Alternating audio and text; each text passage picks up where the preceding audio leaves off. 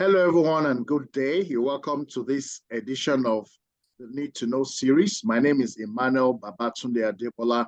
I host the Eman Talks podcast. But today I have a very special guest that I'm happy to have with us.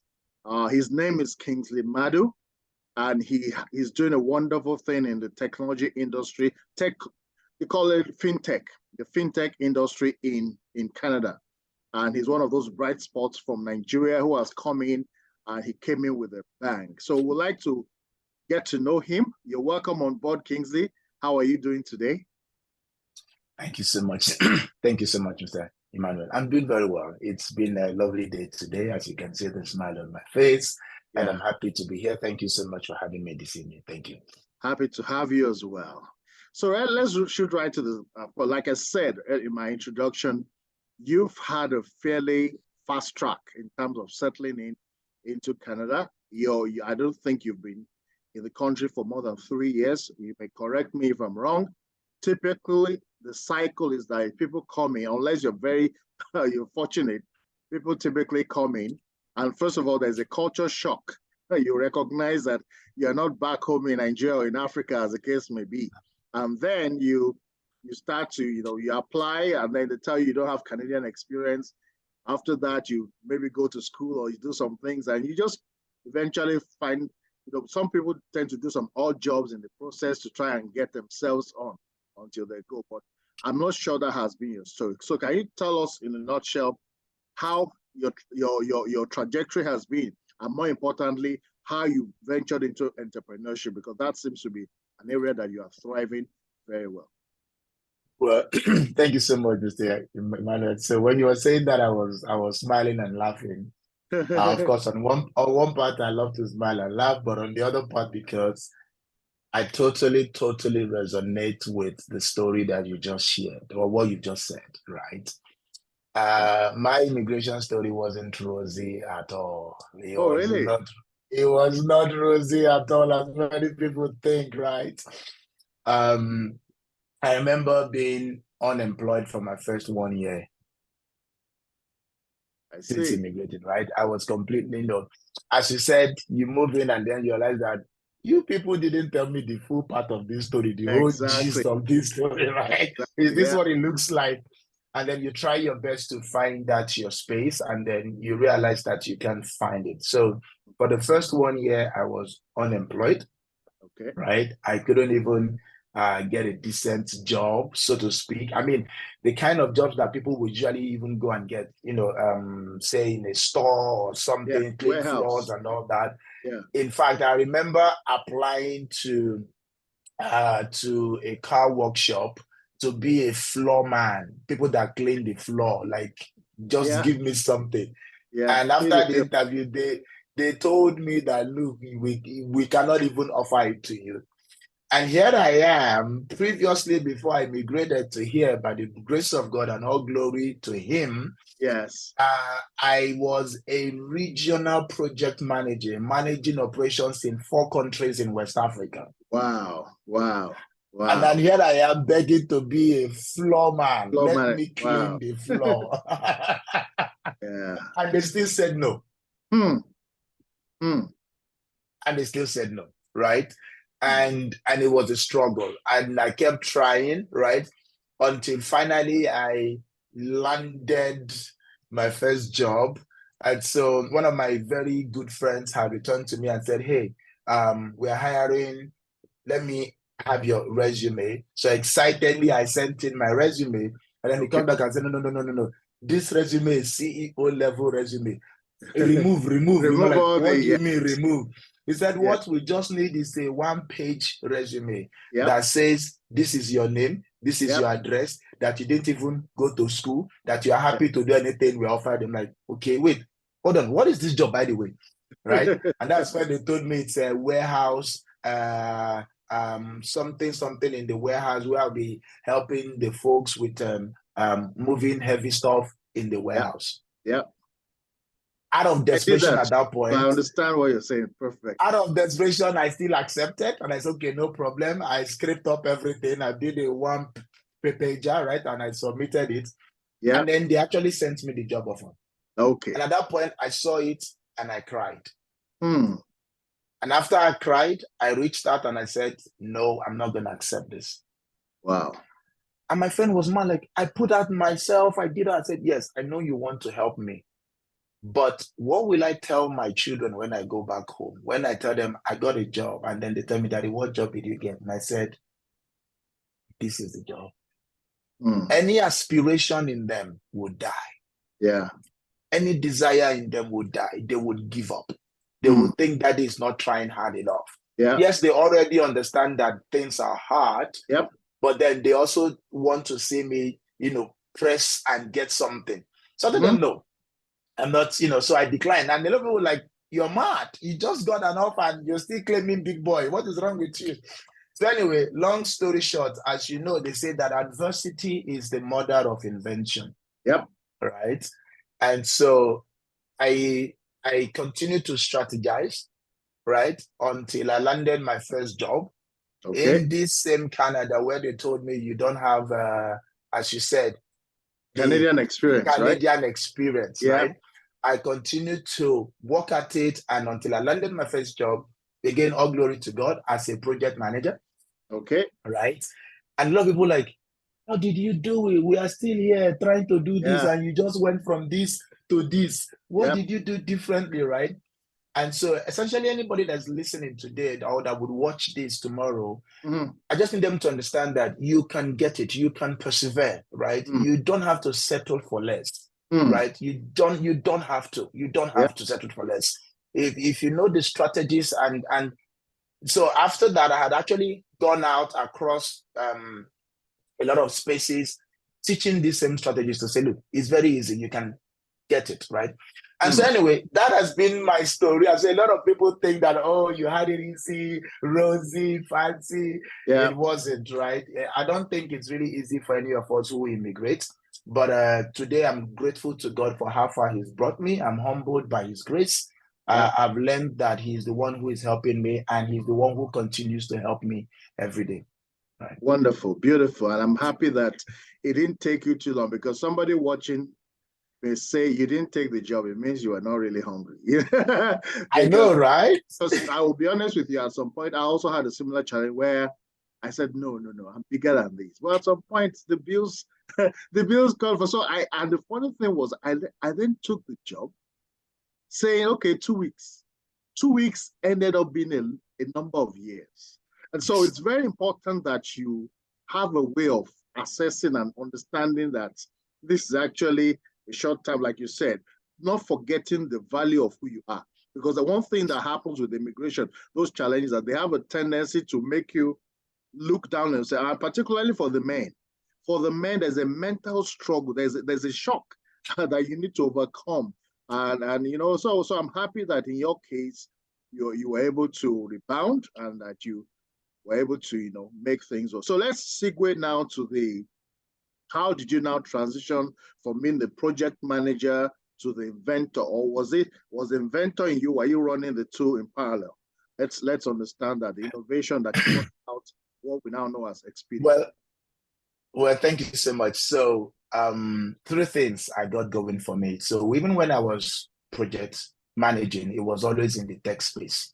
Okay. Right. So I've always been in that tech space right from day one, right from childhood, right? So it's always been a thing for me, a passion. I love it. I enjoy it. I've built stuff before, right? So it's always been there.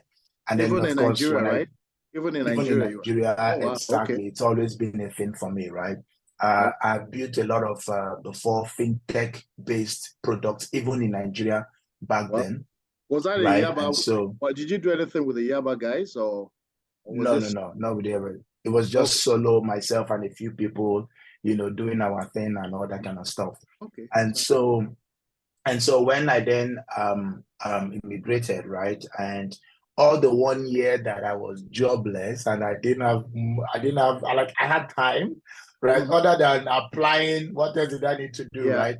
And then part of also what happened was that I really struggled, particularly to integrate in the financial space when I immigrated, right? I struggled. Like that part alone, beyond the job part, I also struggled, right? I remember when I finally got a bank account, the first credit card that I got, it had a $500 limit. Wow. Right? And I was saying to the lady, what is $500 going to do for me? Like, can we not do this 2,000? And they said no, right? And so I really struggled to integrate because everywhere I went to, even to rent a house, the landlord was saying to me, I need to see 6 months of credit history. Yes. Guys, yes. I just came in. Where am I going to get 6 months of credit history, right? And so I struggled. And so in that 1 year of struggling, again, as I said, adversity is the mother of solutions, of inventions, right? I sat down like, look, if I'm the one going through this problem, I'm sure I'm not alone. I'm sure there are thousands of other people going through this problem. So a little bit of research, and I realized that, yes, I wasn't alone in this, right? And so I put together what I've always known, technology, right? Brought in the finance part together, merged it, and that was essentially how Expedier came to birth, right? And so in that 1 year of being jobless, I was secretly, silently behind the scene, working it out, right? Building it, right, with my friends and putting it together. And that is what we have today. And that's why I tell people, I say, look, there's nothing like overnight success. People may not just know or hear, right? But somebody has been paying the price somewhere, doing the work somewhere. So that was how I just moved from, let me even solve my own problem. Financially, right, to solving problem for millions of people today, because it was really the same problem that people are having, similar to what I had at the beginning. I see. Wow, that's fantastic. And you did this in the comfort of your home, right? Reminds me of Steve Jobs and Bill Gates, how they in the corner of their, I think it was their garage or something, they developed software back in the day. So I mean, it's really. So what was the problem you were trying to solve, or what does Expedier seek to address? And for those of us who are watching Expedier, you may hear the word Expedier and think it sounds familiar, which is what happened to me. I heard about Expedier, and the Expedier I know is a travel agency. So it's EXPEDIA. But yours is EXPEDIER, right? Okay. Yes. Okay. Actually, it's a French word. And oh, really? Yeah, it's a French word. And if you really want to pronounce it the way it should sound, which is tricky, even for me, I struggle with it, right? It's Expedier. Expedier. Expedier, yes, that's how it's said, right? So, but I don't bother about that, right? So people say Expedier, like it's the same thing. I don't, So what does it mean? Sorry, because it's just a French word. What does Expedier mean? Okay, Expedier just means fast. Fast, Expedier. Okay. Fast. Yes, it means fast, right? It means to expedite. If I go to Montreal, for instance, which is a French-speaking part of Canada, and the driver, I take a cab, and the driver is slow. If I just Expedier, exactly, and he will speed up, right? Yeah. All right, that's a good one. Yes, and he will speed up, yeah. So, and then a lot of people ask me, do you speak French? I'm like, I used to, but in the last few years, I've lost it, so I don't speak anymore. I don't agree that I speak anymore. Let's put it that way. But I used to speak French before, right? And so, in parts, the problems that Expedier tended to solve were actually many for us immigrants, right? For one, the banking system back home is completely different from the banking system here, right? That's right.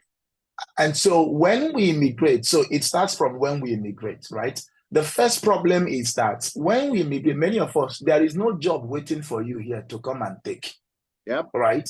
And so the first few months or weeks, you still have to survive, right?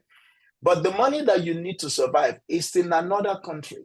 And when you moved initially, you can only bring so much of it.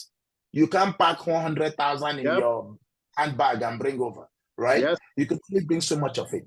And so after you've then arrived and you need to continue to fund your lifestyle from the money in another location, how do you get access to it? Because the way banking works back home, you have to almost be in a banking hall before you can get anything done. Right? So it's not like I can log into my account with any bank and say, hey, transfer this much money to this new bank and I will receive it. It doesn't work that way. Right. Well, and so the first thing, I don't know when you left Nigeria, but I think there's been some improvement in terms of internet banking and also cashless. There's been a cashless drive because No, I mean across, right? Across nations. That's what I mean. Or across nations. Yes, you just can log in and say, move this money to the US or to Canada. I hear what you say. Right? But aren't you able to use your debit card? Because I know I've done that before. Use your debit card from Nigeria and use it here in Canada. I agree. So initially you could do that, but in the recent climbs, that has not been a thing, right? But even if you could do that, the fees you pay for just using it, the conversion that you get for just using it, it is also not sustainable in the long term, right? And so what we did was to say, let's build a banking app that, and this is revolutionary, right? That will bring your banking before from wherever you are into this app and bring your new bank where you are now into this same app and merge the two of them into one. And the two of them are talking to each other. Okay, and the two of them are talking to each other. So let's say, for example, NGN now, right? NGN. Because the NGN account is living on Expedier mobile app, and the CAD account is also living on Expedier mobile app, I can easily move my Naira into my Expedier account or my CAD account in 1 second, or vice versa. So essentially, the way we've designed it is a multi-banking app in one app, right? So anywhere you go, it doesn't matter whether you're in the US, whether you're in Africa, whether you're here, as long as you've got it, you can plug in any bank that you already have, right? And you have instant access to your funds, irrespective of where you are. The way we frame it is your money in your hands. Okay, so but are you then saying that the conversion you talked about does not apply? Because essentially, the high conversion rate you said is a challenge. If it were to use your debit card, you're saying when you put the two accounts, collocate them on the platform, it also what you've just described sounds similar to an application I found not long ago called Lemonade. Also, I think they changed their name to Lemfi or something like that. I wonder if you've heard of that and if there's any similarity between what you do and what they do. We've heard of them, and for what it's worth, they're doing a great job, right? They are part of the Black community, right? And we celebrate them, right? But then Lemfi does focuses on remittance, right? Which is one of the many functions or features of banking, right? But we focus on the entire 9 years of banking, right? Like the entire thing. For example, recently we launched card issuing. So meaning that on our app, you can get a card now, right? You can get a card, right? Also recently we launched mortgages. Oh, really? Right? That's good. Oh yes, we launched mortgages on the app, right? So that our people can find, and that mortgage is not just any mortgage. It is intentionally built out to fast track home ownership in as little as 3 months for new immigrants. Wow. Right. So we've got mortgages, we've got the cards, we've got accounts, and by the end of the year, we're going to release a tax filing, because many of us, we've never done that before. And then we land there like, what is tax filing? What is that, right? And we're lost. And so we are also building that out to automate it and make it a whole lot simpler for people to file the taxes, right? So for us, it's the entire banking, the entire 9 years, right, that we offer for banking. And of course, because you're bringing in all your accounts into the app, right, it makes it even a lot more streamlined for you to do remittance, to convert, to move money across, right? It's an inherent feature in what we already have, not just the only feature that we have. I see. Wow. I mean, it's sounding very interesting. And one thing I would like to know is also how Google spotted you, because I'm aware that you have a partnership with Google and many things are working for you. But this is how far we'll take the first half of this discussion. I will encourage your viewers to watch the second half, because there's a lot that Kingsley is going to unpack. And you can join us. The second part will be available shortly, so please watch out for it. Nice meeting you, Kingsley. And let's wait and watch the second part. Thank you. It's a pleasure here. Thank you.